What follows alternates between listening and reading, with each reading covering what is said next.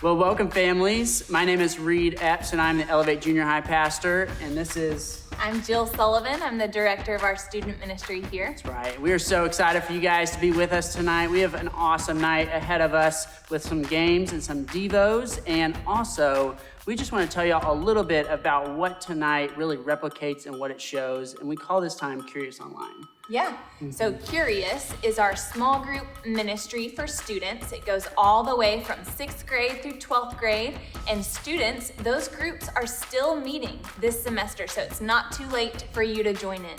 But for tonight, Curious is going to be for your family in your living room.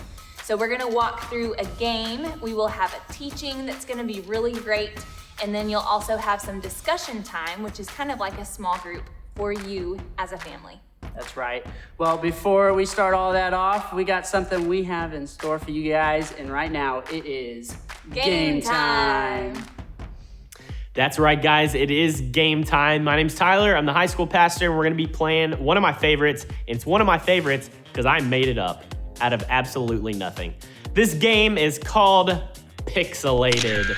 And the way that it works is I'm going to show you an incredibly unrecognizable, zoomed in picture, and then I'm going to give you 4 answer choices, and you have to guess what is it a picture of. It's that simple. So if you want to grab maybe a piece of paper and a pen and keep score, or you can just keep score in your head, there's really not that many, but it's going to be an absolute blast. Are you guys ready? I'm going to take it that you are. Here we go. The first picture in Pixelated. What is this a picture of? You can see, I told you. It was gonna be real grainy. It was gonna be zoomed in. It is not recognizable. So you've got to look at the picture. Now, let's see what our potential answer choices are. Is it A, a tangelo, B, a traffic cone, C, a cannon, or D, a basketball? Those are the answer choices. What do you think it is? I guarantee you on almost all these, you're gonna be split right down the middle. All right, you got 3, 2, 1, and the answer is a traffic cone.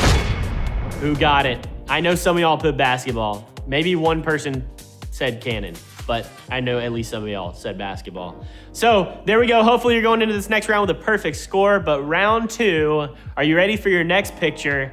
Here it is. What is this a picture of? This one's even more grainy. It's almost just like a completely solid gradient color. All right, you got a chance to look at the picture. Here are your answer choices. Is it A, a grape, B, a bowling ball, C, a vitamin, or D, a purple? I put a lot of thought into these answer choices. Which one do you think it is? All right, here we go. You got 3, 2, 1, and the answer is a vitamin. Yeah, that's right. Parents, you definitely remember these. I took one every day. Kids, if you don't, I just feel sorry that you never understood the joy of Flintstone vitamins. But hope you're doing well. We're going into the third one. Are you ready? Here is your picture. What is this a picture of? This one's a little bit easier. This is probably the easiest one you're gonna get if I'm being totally honest. All right, you've got a chance to look at the picture. Now here is your possible answer choices. Is it A, popcorn? Is it B, candy corn? Also, technically not in the corn family, but we'll count it. C, a fish? Or D, pico de gallo? Think long and hard. Which one is it? All right, 3, 2, 1, and the answer was popcorn. It was. Hope you got that one right too. Does anybody have a perfect score? I know somebody out there has to. Another question, has anybody missed every single one? Because we have all been there, especially with this game. It is impossible. But here we go, on to the second to last one. What is this a picture of? Now this one, it's like, you think it's kind of recognizable, like there may be something there, but it's still hard. All right, here we go. Your answer choices are, is it A, turkey giblets? Again, I thought long and hard about this. B, sandals. C, a human. Or D, Kentucky. Just the entire state. Which one do you think it is out of those four? This is where people are gonna start to get separated. The winner is gonna start to really, really peel away here. And the answer choice that was correct is a human. That's right, moving on to the last one. Here we go, who's gonna win, who's gonna take it home? Here is your last picture. What is this a picture of? All right, you've gotten to look at the picture, and I'm just gonna raise the stakes a little bit here. Actually, whoever gets this one right in your family gets to do no dishes for an entire year. And that is Faith Bridge approved, so you can't argue it or go against it, sorry. But here we go. What are the potential answer choices? Is it A, Jill Sullivan, B, turkey giblets, was copy paste, C, a saxophone strap, or D, a diagram explaining underground hydraulic fracturing in a drilling excursion? Which one of those do you think it is? No dishes for a year. This could be the one also that makes you the winner of your entire family. All right, 3, 2, 1, and the answer is a balloon. Psych. Like you're not gonna have to do dishes. We've all had to do dishes, all right? Just serve your time. Do the dishes with a smile on your face. Hey y'all, it was a ton of fun playing Pixelated with you guys. Thank you for tuning in. Now we're gonna head over to Missy with our devotional tonight from the book of Mark. So I'm gonna send it over to Missy, and thank y'all for being here. Well, thank you, Tyler. That was a very interesting game. Appreciate you bringing that to us. Well, today we are going to be reading from Mark chapter 5. So while you're grabbing your Bibles and getting there, let me tell you, my name is Missy Kern, and I am the small group coordinator for SFM. And I'm super happy to be with you guys again. So our reading that I'm so excited about comes from Mark 5, and we're going to start in in verse 24 and read through 34. So hopefully you're there. I'm going to go ahead and start reading. Here we go. So Jesus went with him. A large crowd followed and pressed around him. And a woman was there who had been subject to bleeding for 12 years. She had suffered a great deal under the care of many doctors and had spent all she had, yet instead of getting better, she grew worse. When she heard about Jesus, she came up behind him in the crowd and touched his cloak, because she thought, if I just touch his clothes, I will be healed.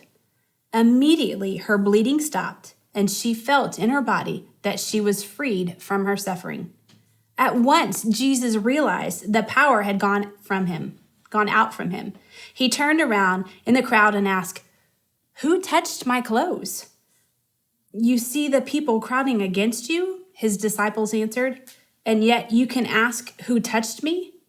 But Jesus kept looking around to see who had done it. Then the woman, knowing what had happened to her, came and fell at his feet, and trembling with fear, told him the whole truth. He said to her, "Daughter, your faith has healed you. Go in peace and be free from your suffering." Oh man, I love this story. I think the reason I love it, well, there's lots of reasons I love it, but I think the biggest reason, the main reason why I love it is because of this woman's faith. But let's talk about this woman for a second. Here's a woman who had been suffering for 12 years. 12 years. And the way that she was suffering, it made her unclean. So she wasn't really allowed to be around people. She was unclean. But her suffering, 12 years of suffering, think about that, how frustrated she must have been. I think about the women that probably came around her and said, oh, you should try this, or have you done this, or you're probably suffering because of this. She had probably tried several different things, lots of pieces of advice that she had been given that didn't work. And then she went to doctors. And maybe this has happened to you. Went to a doctor with a sickness and the doctor's like, I don't know. But she went to many doctors and she had spent everything she had going to these doctors, but to still not have an answer. I mean, how hopeless would that be?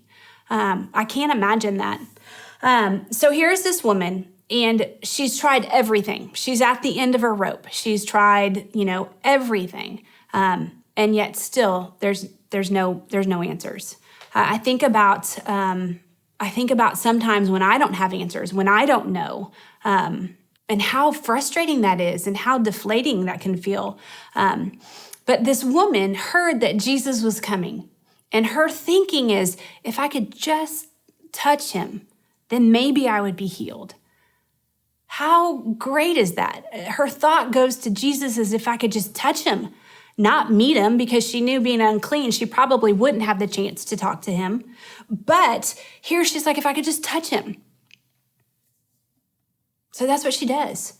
She goes and she almost, I can just picture it in my head. She's just not sneaking, but she's trying to get close enough that she just, as he's passing by, she just touches his cloak.